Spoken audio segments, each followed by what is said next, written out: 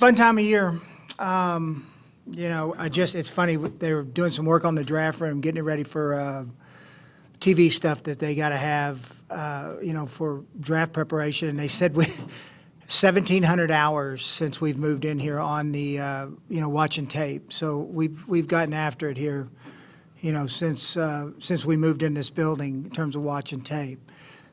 So, I think we're prepared, ready to go. Still working through a few scenarios. Being at 26 is a little different. But saying that, we got good players last year at the start of the second round. We think we'll do it again. One thing I do want to mention this, and it was a hard weekend. So, when you're on the road, as long as I was, 11 years as an area scout, you get very close with other team scouts, and we lost Reggie Cobb, who, some of y'all remember that, played at Tennessee and then was drafted by Tampa. I got very close with Reggie on the road. We were in the Southwest together, and he was a close friend, and, he passed away this past weekend. But, our thoughts and prayers are with his family, with San Francisco, dealing with that tragedy. It stinks. Reggie was loved by a lot of people, man, and it's funny because when you're on the road and you're traveling, and you're traveling alone, but I mean you sit in a room with a guy, 7-8 hours during a day, and you do it over an 8-year period, and it might be only 2 days a week. You get pretty close with them, and the discussions aren't always around about football. So my thoughts and prayers are with his family. All right, fire away. Chris, after last year's haul, are you afraid that you raised the bar a little too high? I mean, how do you match that? I think we just stay consistent with what, the things we believe in. The athletic traits that we're looking for in players, the character that we're looking for in players that love to play football. I think we just stay down the same path that we went. It's only happened once before where you get 2 all-pro players in a draft. So, what we did was, and what our team did was, was outstanding work. But we'll try to do it again. For you guys, how many truly elite players would you say is in this class for your board, and how does that compare to past draft? I don't see the strength at the top of the draft as I did last year. A number, I won't give you an exact number like I did last year because I'm not studying that. Top part is hard, even though I've got a good feel for it. But I do not see the same depth that there was last year at the top of the draft. I think Gilbrandt made a statement the other day where I think he said somewhere mid-first round, I think he said he was the 17th pick, somebody could have that guy 70th on their board. So I think there's I think I told a couple of y'all this a few weeks ago, where between 11, 12, 15, all the way to 70, I think it's a matter of flavor and who you like and who you want. Chris, when you are setting up your draft board, you're ranking players 1 through whatever, and then by position, I suppose. And you've probably talked about this before, then how do you mesh that with maybe when you did your player evaluation, your needs, not what we see your needs, but how hope they mesh? Well, I don't think you can't force anything, okay? So you can't, if you have a glaring need going in, you can't force it. You can't, and I think that's where teams make mistakes. I think if you have a need and 2 players are equal on the board, well, absolutely, you're gonna take the need.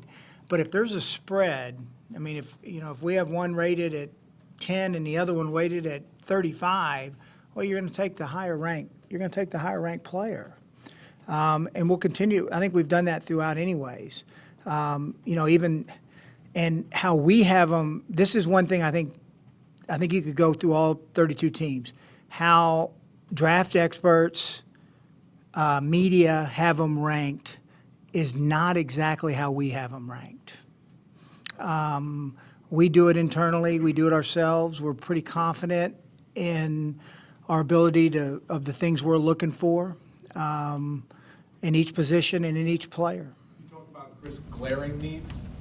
Your two biggest free agent signees address the needs that the media and the draft experts would have said you were glaring. Are those needs still glaring? No, not as much. And I mean, I think that was the benefit of being able to get Devin and Justin.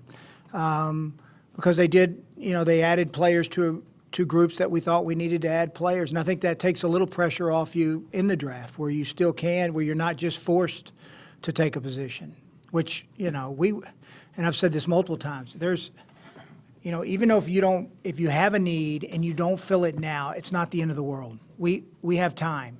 I promise you, there's time. We still got free agents that are still left out on the street. You still got cut down day.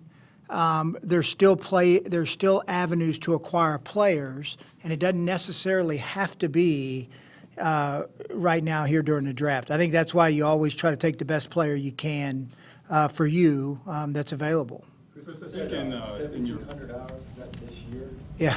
That's like January to now? No, that's from August till now. So when we moved in, probably mid-September, when we started really using the draft room. How do you define a successful draft in terms of the number of starters you get out, the number of rotational guys, people in your... Yeah, I mean, the goal is to get as many starters as you can. But saying that, they all develop at a different rate, every one of them.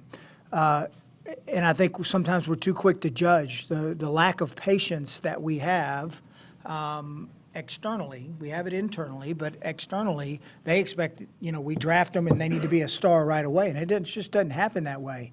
You're getting kids that are younger coming into the draft that don't quite have the play experience that they did years ago. I mean, I remember when, you weren't getting this amount of juniors coming out and young guys coming out. But you're getting players coming out now that have 1 year of college starting experience, and it just takes them time to develop. And I think you got to have a lot of confidence in your process to develop players internally, and whether that hits year 1, year 2, year 3, I think it all depends on the kid. But you want to get as many starters as you can, and I think they come from every round, not just the first round, second round, third round. I think they come from every round, depending on how we develop them. Chris, you have, I think this was in one of the videos you guys produced, where Ed was talking about the number of players on your board, your final board. I think the number was rather low. How does that, two questions, how does that compare to other places you've been, and why are you guys more condensed? Well, I'd say in Chicago there was times when we only had 75 to 100. And, Kansas City, I think as we were together, I was there 4 years, so by the fourth year, I want to say we probably had, 175, right in that range, which we're getting better at it here. So I think we'll be between 160 and 180 on our board when it's all said and done. You want to filter out the guys just don't fit, whether it's from a schematic standpoint, athletic standpoint, character standpoint. Let's filter them out. It gets, and it takes discipline on draft day, because there's gonna be points where you're gonna say, okay, what's the difference? What's the difference between if a guy, he's got first round talent, but he doesn't have the character that you want? What's the difference between taking that guy 1 and 6? If you take him in the first round or in the sixth round, it's the same thing. It's still the same guy. Doesn't change who he is. There's guys that have some characteristics that we have on the board, but we're comfortable with them. And they wouldn't be on the board if we weren't comfortable with them. We might knock them and move them down, but we've filtered it out enough to where, our board's it's pretty clean from our standpoint. Anybody that's up there, we're willing to take. You had, I guess, this will be your third draft, and Yep. the previous two, I know you said that over time, your standards might change in terms of, character, what you're willing to accept versus maybe 2 years ago and going forward. How has that evolved for you, if at all? Because you do have a locker room that you really like, and you have sort of a good thing going there. How has that conversation gone this year? It hasn't changed, no, and it won't change. We want, y'all have heard me talk about this enough, man. The locker room's important to us, and I only think you can go as far as your locker room wants to take you. You got to have enough talent in that locker room, but you also got to have guys that are willing to work, willing to struggle, willing to do the things it takes to win and willing to do it together. And I think you have to stay consistent because the first time you think, oh man, we're this close, let's just go take a bite of the apple. Well, then it burns you. So, we're pretty strict on what gets in. In all your years of doing this, Kansas City, Chicago, have you gotten a better sense for the unpredictability of this weekend and Thursday night? Or is it just a surprise to you? I mean, you guys didn't think Hooker was going to fall, right? A couple Yeah. years ago? No, I mean, I don't. Everybody sees it, and the scouting world is flat now. I think I've said this to y'all a few times. It's with so many people getting their eyes on players, the scouting world's flat. So guys that we used to be able to get later in the draft, it's hard to do now. They might be a little used to be hidden gems. Well, now you're seeing them, they're going higher in the draft. So no, there's still a lot of unpredictability, and I still think there's unpredictability in this one, just in the entire first round. I thought last year we had a pretty good feel of where the top 10 to 15 picks were going to go. This year, I mean, who knows? I think it's just a matter of flavor and how people see them. Last year too, you knew at 6 you were going to get one or two guys. You were just Yep. going to. At 26, do you have a cluster of 6 or 8 guys? You've got to have some idea who you hope Yep. comes in. Is that how it works? Yeah, we got a cluster. There's about 8 players that we currently have that's clustered in that we'll consider. Some of them will be gone. You hope all 8 aren't gone, but if it happens, we'll be ready for it. If that happens, but we're pretty confident one will be there. Different positions, I assume. I mean, Yes. They're not all. Yeah, different positions. Chris, does having the Jets pick early in the second round allow you to feel comfortable, maybe doing things you wouldn't normally do if you only had just your normal 7 picks and that's it? No different. No different. We pick at 26, we pick at 34. Feel fortunate to have that 34th pick, but it doesn't change our mindset and how we're going to do business. No. All right, last year you were coming off 4-12, obviously. This year you're not. You don't strike me as ever being uptight, and I don't think you were last year. But are you more relaxed entering this draft because maybe your needs aren't as enormous as they looked a year ago? No, I'd say about the same. I don't see it. I mean, you kind of know our mindset. We last year's last year, man. It's last year. Nobody really cares about what we did last year at this point. We've still got to produce, and we want to be producers in the draft. So it doesn't change our mindset at all of how we're going to approach the draft, how we're approaching the season, and we're 0-0 like 32 other teams in the league. When it comes to the character guys like you were talking about earlier, it's about the locker room, but is it also a little bit about figuring out whether or not something can happen again? Because obviously some guys have issues that turn into suspensions. Maybe they're not like bad with their teammates, but they're not available because of it. No, and look, you have good players who have great character that make mistakes. I think that goes both ways. It's our job, it's our scouts' jobs to get to the core of what we think these players are as human beings and how they're going to be in the building and how they're going to represent the Colts. And it's our job to get it right. Are we going to be 100% perfect? No. But that's even the clean ones. Even the ones you think there are no issues, you still have to dig. Whether they have an issue or don't have an issue, you have to dig. And I promise you, you can't talk to enough people. You can't do enough digging on each and every guy in this draft. We make it hard on our scouts. It is. I mean, they spend a lot of hours talking to these guys, talking to friends, family, people around them, trying to get to know them and who they are. And it's not an easy thing to do because, look, when they're entering the draft, everybody wants them to do well. I mean, they do. People want them to do well. I get it. But finding people that'll tell you the truth, really tell you the truth, and I think the more time you spend with somebody, you find out who they are at their core, and we task our scouts to do that. So whether they're bad and they've made mistakes or whether they're good, we're still digging. You have, I know that you, excuse me, ultimately have, you know, the final decision on who you pick, but how do you and Frank sort of engage throughout this process? And you're sitting next to each other, draft night, how's that go down? Well, look, I'm always going to include, I mean, we're pretty inclusive here and collaborative of when we make decisions. I mean, I'm not going to sit up on a high hill and just make a decision. You're coaching this guy. No, that's bad. That's bad ball. Frank and I talk every day. We talk about what we think, where we're at. He's sat in believe it or not, he's sat in a bunch of meetings, which has been fun this year to get his perspective on players. But we'll meet this week a couple times at length, you know, about, hey, here's the direction we're thinking about going. Give me your thoughts. He'll give me strong, I mean, Frank's a thinker now. I mean, he's a deep thinker.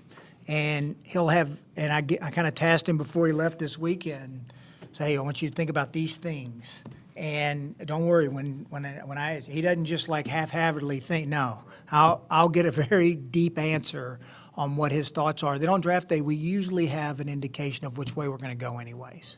A lot of guys over the years will tell me they had no idea a team was going to draft them, they hadn't met with them, hadn't talked with them. Is that part of the process of keeping your cards close to your vest? You don't want to tip anybody? Well, I'll tell you this, any guy we draft, we've talked to. Saying that, are we reaching out to them right now? Probably not. You know, we are trying to keep the cards as close as we can to the vest. That's why you're getting all these generic answers right now. I've had a couple out. Y'all almost got me a couple times. That's all right. We're too close to the draft. So much of roster building is blending short-term and long-term. Yeah. Because you re-signed Pierre this year, so maybe it's not as much of a need. With someone like Costanzo, do you see in 2 years, is he your left tackle? And if not, does that put that position more at a, can you look that far ahead, or can you give us any idea? Well, I mean, we like Anthony Costanzo. I mean, without question, we like Anthony Costanzo. I think you go on a year-by-year basis on that, and then it comes down to not forcing anything. So, are we just going to take a left tackle, saying that, you know, well, if we take this guy, he's going to be Anthony Costanzo's replacement? Well, I can't say that. And then two, I think you're just kind of going to go off the flow of the draft. I mean, if there's a tackle there, will we be against taking a tackle? No. I think you all know my thoughts on the O-line. Those aren't changing. You can't have enough good offensive linemen. And I think we all know the importance of the position, you know, to win in this league.